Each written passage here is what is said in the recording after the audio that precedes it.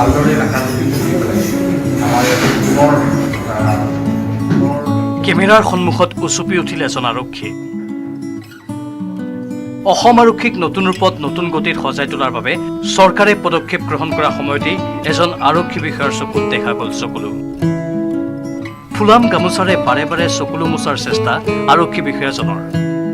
পিছে এয়া কোনো বেদনাৰ চকুলো নহয়, এয়া হৈছে সততা আৰু ন্যায় নিষ্ঠাৰে নিজ দায়িত্ব পালন কৰি শীৰ্ষ বিষয়াৰ পৰা লাভ কৰা স্বীকৃতিৰ আনন্দ অশ্ৰু। এনেকুৱা দিনৰ সন্মান পাম জীৱনত মই ভাবিব নাছিলোঁ।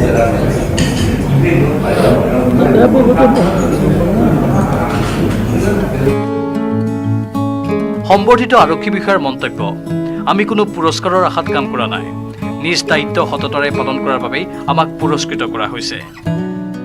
এই পুৰস্কাৰে আমাক আৰু অধিক উৎসাহেৰে তথা সততাৰে কাম কৰাৰ বাবে প্ৰেৰণা দিব। কৰ্তব্য আৰু দায়িত্বহে পালন কৰিছিলোঁ পুৰা হেৰি হিচাপে, কিন্তু পুৰস্কাৰ ল'ম বুলি আমি কৰ্তব্য আৰু দায়িত্ব পালন কৰা নাছিলোঁ। নিজৰ মনোবলত নিজৰ মানে বিশ্বাসত কাম কৰি গৈছিলোঁ।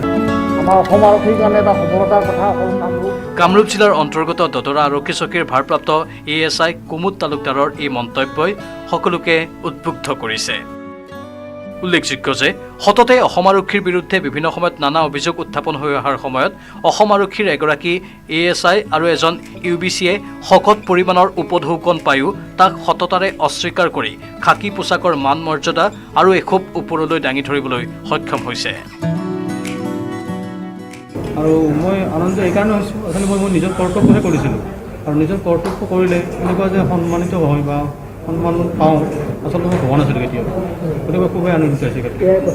এয়াই প্ৰথম এইটো এটা নিজৰ নিজৰ কৰ্তব্য দায়িত্ব ভালদৰে কৰিব লাগে, সুচাৰুৰূপে কৰিব লাগে, নিষ্ঠাৰে কৰিব লাগে। মই সেইখিনিকে ক'ম। প্ৰায় 1 কোটি টকা মূল্যৰ সোণ উপঢৌকন হিচাপে পায়ো প্ৰত্যাখ্যান কৰিছিল দুয়োজন আৰক্ষীয়ে। কামৰূপ আৰক্ষীৰ অন্তৰ্গত দদৰা আৰক্ষী চকীৰ দুয়োজন কৰ্মচাৰীৰ কৰ্তব্যনিষ্ঠা আৰু সততাক উচ্চ প্ৰশংসা কৰি কামৰূপ জিলা আৰক্ষী অধীক্ষকৰ কাৰ্যালয়ত বিশেষভাৱে সম্বৰ্ধনা জনোৱা হয় দুয়োজনকে। আমি জনাবলৈ পাই সুখী হৈছোঁ যে যোৱাকালি আমি কামৰূপ আৰক্ষীয়ে এটা বৃহৎ সাফল্য লাভ কৰিছোঁ এই ক্ষেত্ৰত যে কামৰূপ আৰক্ষী অসম আৰক্ষীত নিদৰ্শন দেখুৱাইছে।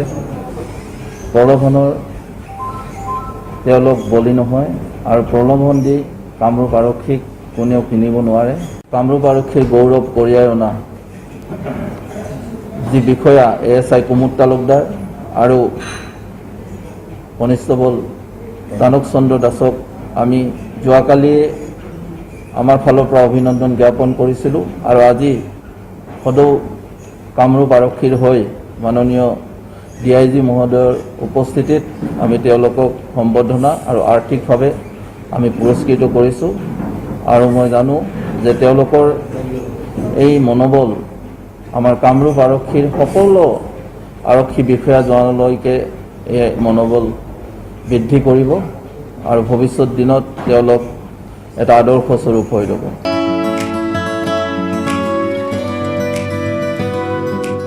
ৰন্তু বৈশ্যৰ report, news 18 Assam north east.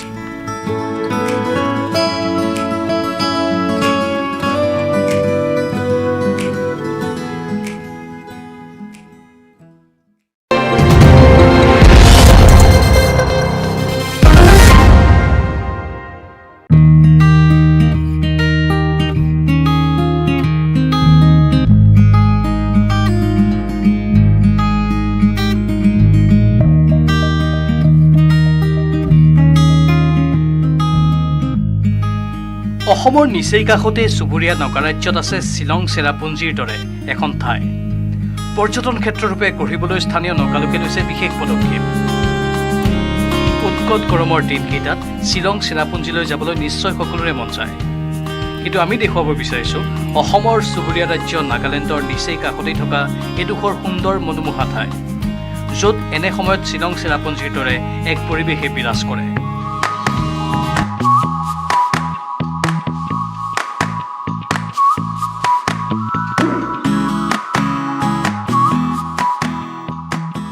অসমৰ শিৱসাগৰ জিলাৰ আমগুৰিৰ পৰা মাত্ৰ 30 কিলোমিটাৰ নিলগত আছে এই বিশেষ ঠাইখন। নাগালেণ্ডৰ তুলি মহকুমাৰ অন্তৰ্গত কাংটচুং গাঁৱৰ লংচাপাং নামৰ পাহাৰীয়া অঞ্চলটো প্ৰাকৃতিকভাৱে অতি মনোমোহা। এই অঞ্চলটো গ্ৰীষ্মকালীন সময়খিনিত শ্বিলং চেৰাপুঞ্জীৰ দৰে এক পৰিৱেশ হৈ পৰে। এই অঞ্চলটোত গ্ৰীষ্মৰ সময়ছোৱাত শ্বিলং চেৰাপুঞ্জীৰ দৰে এক পৰিৱেশে বিৰাজ কৰে। অসমৰ পৰা আমগুৰিৰ পৰা মাত্ৰ 30 কিলোমিটাৰ দূৰত এইখন হৈছে তুলি এখন ভিতৰুৱা গাঁও। মই আপোনাৰ কাষলৈ আহিছোঁ, কি ক'ব আচলতে এইবিলাক দেখিছোঁ যে আপোনালোকৰ খুব ধুনীয়া, এইটো এটা ভিউ পইণ্ট হয়, কেনেকুৱা আচলতে এইবিলাক কোনে বনাইছে এইবিলাক? এইটো আমাৰ এইটো ইউনিভিটি থকা ডাঙৰ চাই একটা তাৰ ৰাজা নাম দি বনাই দিয়া আছে। এই জেগাটোৰ নাম কি আছে? এইটো কি আছে? এইবাৰ দেখিছোঁ যে খুব ধুনীয়া। অসমৰ কি কি জেগা দেখিবলৈ পায় ইয়াৰ পৰা? ইয়াৰ পৰা এইটো শিৱসাগৰ, যোৰহাট আৰু শিলিকি চব দেখি আছে, চব দেখিবলৈ পায় ইয়াৰ পৰা। আৰু এই জেগাটোৰ নাম কি আছে? এইটো জেগাটোৰ নামটো লংচাবাং। Lungchang লংচাবাং লুংচাবাং লংচাবাং watch tower. এইটো খুব এটা ধুনীয়া জেগা। মানুহ আহে নেকি চাবলৈ ইয়াত? বেছি মানুহটো এইটো শুকান দিন দিয়ে, উইণ্টাৰ টাইম দিয়ে বেছি মানুহ, স্পেচিয়েলি আসাম পৰা বেছি মানুহ আহি থাকে। পাহাৰৰ শীৰ্ষত থকা এই অঞ্চলটোৰ পৰা বতৰ ফৰকাল থাকিলে দেখা পোৱা যায় শিৱসাগৰৰ শিৱদৌলৰ লগতে শিৱসাগৰ নগৰ, গেলেকীকে ধৰি কেইবাটাও অঞ্চল। অঞ্চলটো অধিকাংশ সময় ডাৱৰে আৱৰি ৰখাৰ ফলত চিপচিপীয়া বৰষুণ হৈ থকাৰ লগতে চেঁচা বতাহ বলি থাকে। ইয়াতে দেখিছোঁ আমি এই গৰমত আমাৰ মানুহবিলাক যায়, চেৰাপুঞ্জী যায়, শ্বিলং যায় চাবলৈ। এতিয়া দেখিছোঁ বৰষুণ, ইমান ধুনীয়া পৰিৱেশ। কেনেকুৱা লাগে আপোনালোকৰ? এইটো এতিয়া পৰাটো ইয়াতে ৱাচ টাৱাৰটো বনাইছে, শ্বিলং চেৰাপুঞ্জী তোচাপালি যাব নালাগে, ওচৰতে থকা ইয়াত আহিব লাগে। ইয়াত আহিব লাগে নিশ্চয়কৈ। আচলতে শিৱসাগৰ যিহেতু জিলাৰ পৰা আমগুৰিৰ পৰা মাত্ৰ 30 কিলোমিটাৰ দূৰত এই অঞ্চলটো অৱস্থিত, আৰু তাৰ পৰা আপুনি আচলতে আহিলেই পাবহি এই জেগাটো।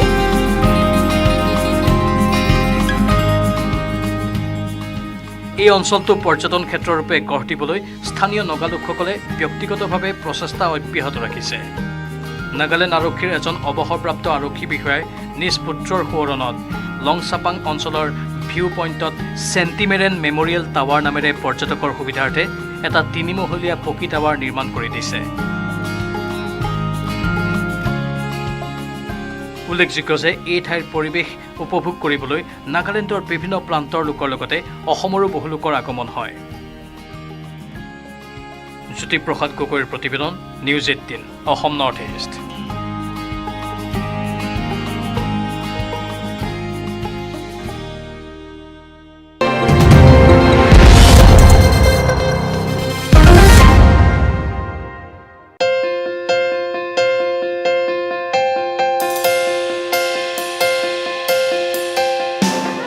অসমীয়া ব্যঞ্জন বৰ্ণৰে এগৰাকী শিক্ষয়িত্ৰীৰ জগত জিনাৰ সপোন। 22.32 ছেকেণ্ডতে ব্যঞ্জন বৰ্ণখন লিখি ইণ্ডিয়া বুক অৱ ৰেকৰ্ডছত নিজৰ নাম সন্নিৱিষ্ট কৰিবলৈ সক্ষম হয় কলিয়াবৰৰ এগৰাকী শিক্ষয়িত্ৰীয়ে। On the fastest writing of Assamese alphabets, consonants and other symbols in the presence of a gazetted officer, it is Principal Sir of Joklavana Higher Secondary School from the district of Nagaon and from the state of Assam. Now I am going for the task. Start. 1, 2, 3. ইংৰাজী ভাষাৰ প্ৰয়োগ আৰু আগ্ৰাসনৰ বাবেই উঠি অহা প্ৰজন্মই পাহৰি পেলাইছে অসমীয়া ভাষাৰ ব্যৱহাৰ।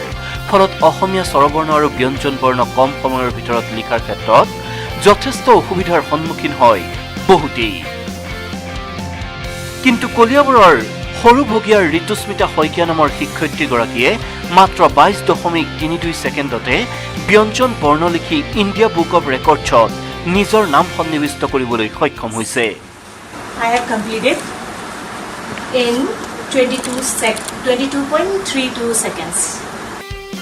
তেজপুৰ একাডেমীত কৰ্মৰত শিক্ষয়িত্ৰী ঋতুস্মিতা শইকীয়াৰ এই সফলতাই এতিয়া সমগ্ৰ কলিয়াবৰকে গৌৰৱান্বিত কৰি তুলিছে।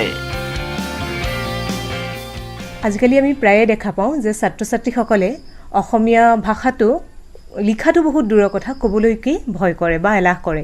গতিকে মোৰ এটা ক্ষুদ্ৰ প্ৰয়াস আছিলে এগৰাকী শিক্ষয়িত্ৰী হিচাপে যাতে অসমীয়া ভাষাটোক ছাত্ৰ ছাত্ৰীসকলে খুব ভাল পায়, কাৰণ ইমান সুন্দৰ এটা ভাষা আমাৰ অসমীয়া ভাষাটো, তাৰ লিপিসমূহ যাতে লিখিব পাৰি, সোনকালে ইয়াকো আমি লিখিব পাৰোঁ। সেই গতিকে মই সেই উদ্দেশ্য আগত ৰাখিয়ে মই এই প্ৰয়াসটো কৰিছিলোঁ। আৰু মই 22.32 ছেকেণ্ডতে অসমীয়া ব্যঞ্জন বৰ্ণখিনি লিখি শেষ কৰাৰ বাবে আজি ইণ্ডিয়া বুক অফ ৰেকৰ্ডছত নিজৰ নামটো অন্তৰ্ভুক্ত কৰিবলৈ সক্ষম হ'লোঁ।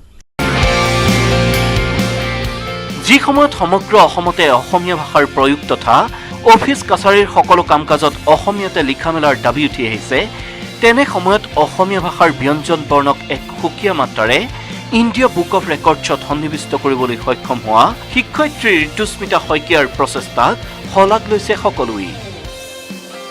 কলিয়াবৰৰ পৰা দিবাকৰ দাসৰ report, news 18 Assam north east.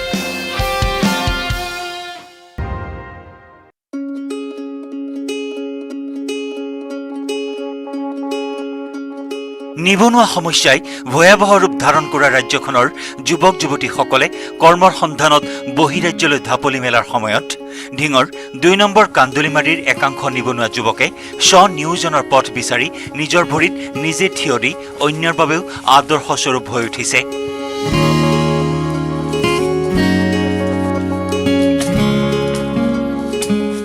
কল খেতিৰে সেউজ বিপ্লৱ কঢ়িয়াই অনা গাঁওখনৰ যেনিয়েই চোৱা যায় তেনিয়েই দেখিবলৈ পোৱা যায় কেৱল কল খেতি।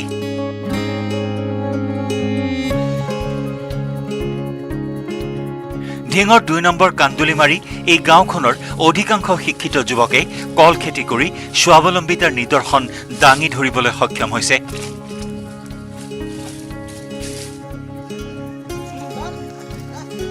বৈজ্ঞানিক পদ্ধতিৰে উন্নত প্ৰজাতিৰ কলৰ খেতি কৰি নিজেই স্বাৱলম্বী হৈ আনৰ কাৰণে অনুপ্ৰেৰণাৰ কাৰণ হৈ পৰিছে।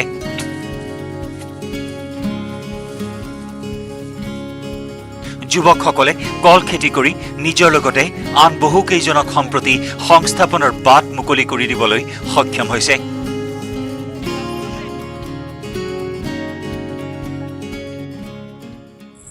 মানে এইটো ইয়াত মানে বেছিকৈ কল খেতিখিনি হয়।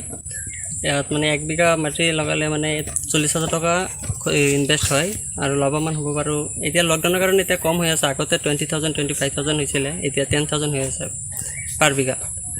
এতিয়া মানে ৰিকুৱেষ্ট কৰি আছোঁ, মানে লকডাউনটো যদি খুলি দিয়ে তেনেহ'লে বেছিকৈ মানে লাভৱান হ'ব পাৰিম, মই এইটোৱে আশা কৰোঁ। আৰু ইয়াত যিটো দেখা আছে দেখি গৈ আছোঁ, মানে এই চাকৰিৰ কাৰণে ঘূৰি আছে বহুত মানুহে, মানে চাকৰি নাপায়, এনেই টাইমটো ৱেষ্ট কৰি আছে। সকলোক মই কওঁ কিবা এটা বিজনেছ কৰক, খেতি কৰক, নহ'লে বিজনেছ কৰক, এইটো মোৰ তৰফৰ পৰা মানে ৰিকুৱেষ্ট কৰিছোঁ।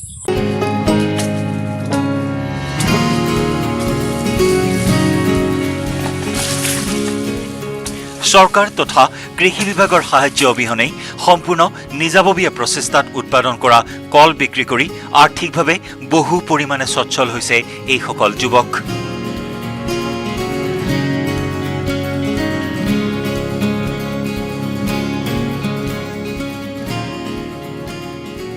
ৰূপহীহাটৰ পৰা মুজাম্মিল হকৰ report, news 18 Assam north east.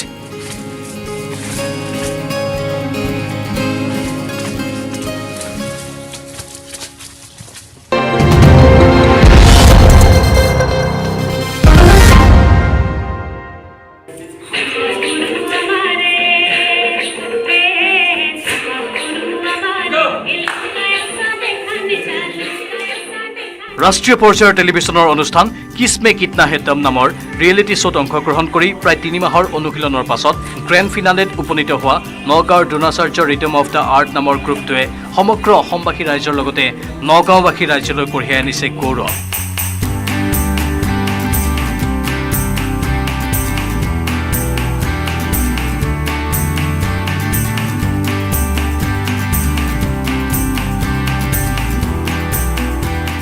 কোভিডসৃষ্ট পৰিৱেশৰ বাবে ৰাষ্ট্ৰীয় পৰ্যায়ৰ ৰিয়েলিটি শ্ব' কিছমে কিতনা হে দম অনুষ্ঠানটোৱে অনলাইনৰ যোগেদিয়েই সম্পূৰ্ণ অনুষ্ঠানটো পৰ্যায়ক্ৰমে চলাই গৈছিল।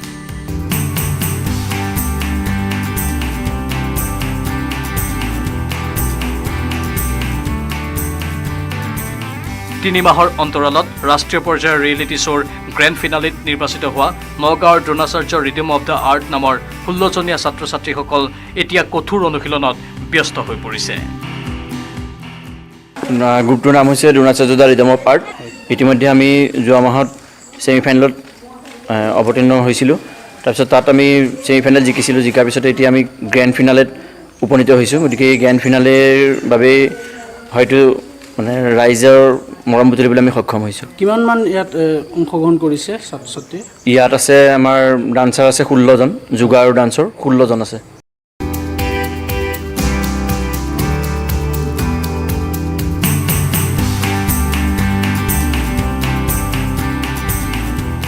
ছাত্ৰ ছাত্ৰীসকলৰ লগতে গ্ৰুপটোৰ পৰিচালক অঞ্জন কৌশিক শৰ্মাই ৰিয়েলিটি শ্ব' কিসমে কিতনা হে দম অনুষ্ঠানটোৰ ফাইনেল পৰ্যায়ত নিৰ্বাচিত হ'বৰ বাবে অসমবাসী ৰাইজৰ মৰম আৰু আশীৰ্বাদ বিচাৰিছে।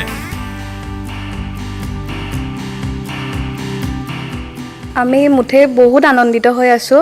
ভাবা নাছিলোঁ যে ইমানখিনি পৰ্যায়লৈ যাম বুলি, বাট হ'লেও যদি ডেডিকেশ্যন থাকে, যদি আমি যিটো ভাবোঁ যদি সেইটো আমি কৰিব পাৰোঁ, তেতিয়াহ'লে নিশ্চয় আমি তাত এদিন হ'লেও সফল হ'মেই। এতিয়া এনেকুৱা পজিশ্যনত আহি এতিয়া এনেকুৱা লাগি আছে যেন আৰু অকণ কষ্ট কৰিলে আমি এই ৰিয়েলিটি শ্ব'টো জিকিব পাৰিম।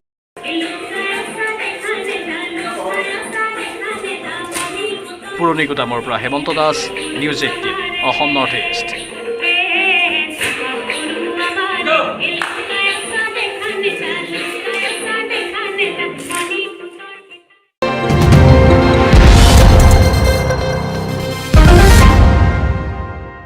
হয়, কোভিড সৃষ্ট লকডাউনে অৰ্থনৈতিকভাৱে কঙা কৰি পেলাইছে সকলোকে।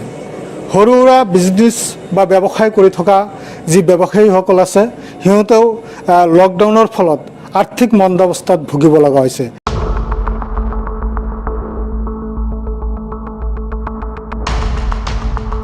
কোভিডৰ ভয়াৱহতাৰ প্ৰতি লক্ষ্য ৰাখি চৰকাৰে ঘোষণা কৰা অৰ্ধ লকডাউন ৰাজ্যজুৰি অব্যাহত আছে। অৰ্ধ লকডাউনে বহুজনৰ জীৱনলৈ কঢ়িয়াই আনিছে ঘোৰ অমানিশা। বহু ব্যক্তিৰ কৰ্মজীৱন সলনি কৰিছে। আনপিনে বহু পৰিয়ালে উপাৰ্জনৰ পথ হেৰুৱাই এপুৰি সমস্যাত ভুগিছে। বিশেষকৈ দৰিদ্ৰ সীমাৰেখাৰ তলৰ শ্ৰেণীৰ লগতে নিম্ন মধ্যবিত্ত পৰিয়ালৰ মাজত হাহাকাৰ সৃষ্টি হোৱা পৰিলক্ষিত হৈছে।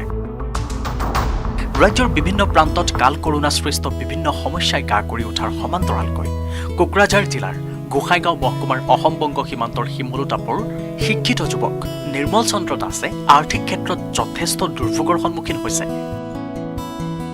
গোসাইগাঁও ৰাজহ চক্ৰৰ অধীনস্থ শিমলুতাপু গাঁৱৰ ৰাষ্ট্ৰীয় ঘাইপথৰ দাঁতিত নিৰ্মল চন্দ্ৰ দাসে বাঁহ, বেতৰ চকী, ডাইনিং টেবুল, ঘৰ সজোৱা আহিলা, মহিলাসকলৰ অলংকাৰ, চেণ্ডেল, কাপ প্লেট আদি বিভিন্ন সামগ্ৰী নিৰ্মাণ কৰি বিক্ৰী কৰে।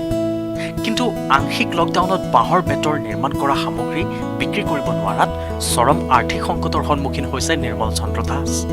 উচ্চ শিক্ষিত যুৱক নিৰ্মলে চৰকাৰী চাকৰিৰ আশা বাদ দি পৰিয়ালৰ পোহপাল দিয়াৰ একমাত্ৰ পথ হিচাপে বাছি লৈছে বাঁহ বেতৰ সামগ্ৰী নিজে নিৰ্মাণ কৰি উক্ত সামগ্ৰীসমূহ বিক্ৰী কৰি পেটৰ ভাত মুঠি যোগাৰ কৰা।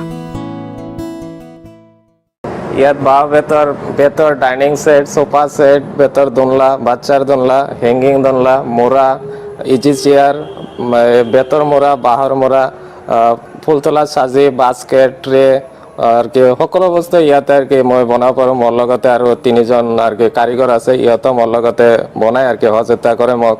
লকডাউনৰ আগত ভালে চলিছিল, কিন্তু লকডাউনৰ কাৰণে মোৰ বিজনেছ একেবাৰে বন্ধৰ নিচিনাই। চৰকাৰে কাৰিকৰী বিভাগৰ বাবে প্ৰতি বছৰে কোটি কোটি টকাৰ আঁচনি গ্ৰহণ কৰি আহিছে।